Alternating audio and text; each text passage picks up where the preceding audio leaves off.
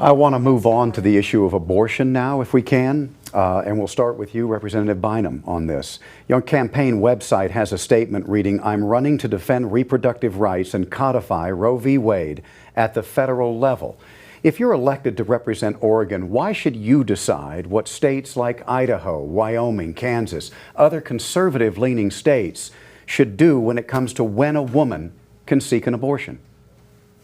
I think the main question here is, will Lori Chavez-DeRemer vote to codify Roe v. Wade? Do you see the deflection?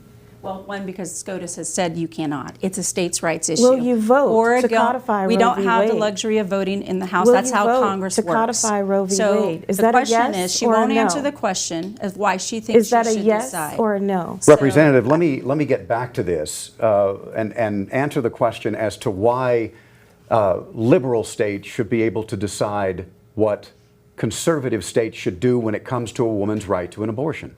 You know, in the previous interviews that we had in the previous debate, we talked about what happens when women cross borders, when women cross state borders. And I believe that every American woman, every woman on our soil, should have the right to have decisions made between her and her doctor. And it doesn't matter where in this country you exist, you should have the right to have your reproductive health options safeguarded by this country. The government should not come between you and your doctor, period. My opponent can't say that. Congresswoman, a little bit different slant on that question, and let's set the record straight, first of all, on your position. You have said you do not support a nationwide ban on abortion, further saying the Supreme Court did get it right, making abortion access a state-level issue. When so many other issues, whether it's who you're allowed to marry or anti-discrimination laws, are set at the federal level, why set abortion for a state-by-state issue? So it was ruled by the Supreme Court, and again, I want to be clear where I stand. Pre-Dobbs wouldn't stand for a national abortion. I have made leadership aware of that because Oregonians are what matters here. And Oregonians have decided that they want access to abortion. More than 65% of Oregonians have said that this is the access that they want.